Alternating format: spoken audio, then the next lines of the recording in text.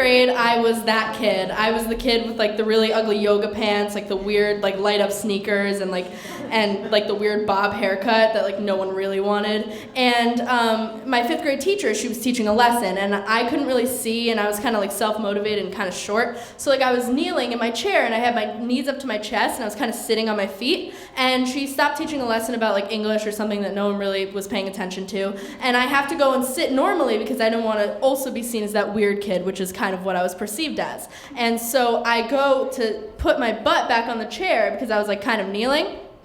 And one of my knees, it completely straightens, and then the other one, it just stays bent up to my chest. And I knew there was something wrong because like I couldn't move my leg, and it was just stuck. And I didn't want to tell anyone because I'd give someone another reason to make fun of me, like I was stuck in my chair, like 5th grade, whatever. And so I didn't want to tell anyone, but I realized I had to tell someone because I couldn't move my leg, and it wasn't just me, like there was something wrong. So I go over to the girl across the table from me, and I didn't go anywhere.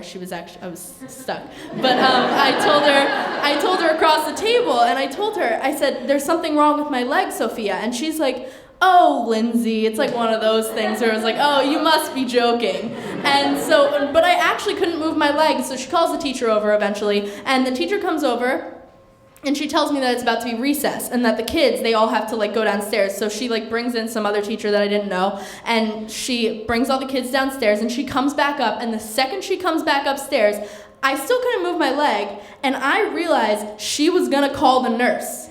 And this nurse, I was always there, but I really hated her. Like there was like a bunch of other people, and I really hated this nurse. So I knew she was gonna call the nurse, and I hear her on the phone, and I already know that this nurse is coming around the room and into the door, and I don't want her to touch me. She's a nurse who likes to like touch and like touch, and I don't like that. And so I'm sitting in my chair, I'm sobbing, I'm crying, I'm freaking out because I have anxiety, and I'm like freaking out and breathing heavily. And she comes over, and she pulls her chair over. This large woman pulls her chair over. She sits down because she couldn't bear to stand up for like 2 minutes. And she takes my cheeks, and she's like, listen to me, we're gonna get this knee fixed. And I know, and first of all, she's touching me. I'm anxious, I'm crying, I'm sobbing, and I don't want anything to happen. And I'm like, and I start sobbing some more, and then the teacher's on the phone. So you've got the nurse in the room. This is maybe a half hour has gone by. So you've got the nurse in the room. We've also got my teacher. And the teacher's on the phone, and they're like calling the ambulance for me or something, which is also nerve-wracking because I was not trying to go to the hospital. How was I going to get down the stairs? I couldn't walk, and they were like going to bring stretchers. It was this whole thing. And then I know that it's been a really long time because my mom starts coming in.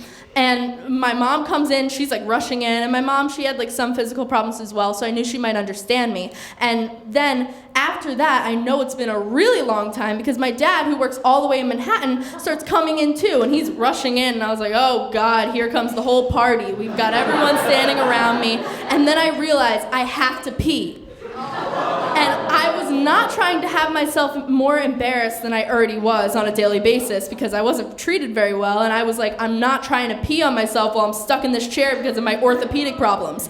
And so you've got everyone around me, they're all holding my arms, you've probably got the stretchers in the stairwell, we've got the principal on the phone with my parents who are upstairs, they wouldn't be on the phone with me.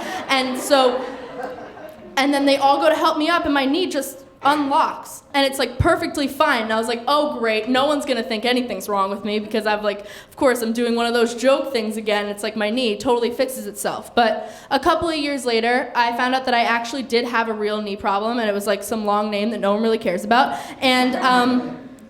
And I had to get surgery right before I came here. And so I walk in on my first day in freshman year with my big knee brace on that I couldn't move my leg in and my crutches. And I'm looking around because I think everyone's gonna laugh at me like they always did and like snicker and talk about me. And everyone's like, hey, what's up? Like they have nothing about it. Like they didn't even care. And I realized I wasn't that kid anymore. Thank you.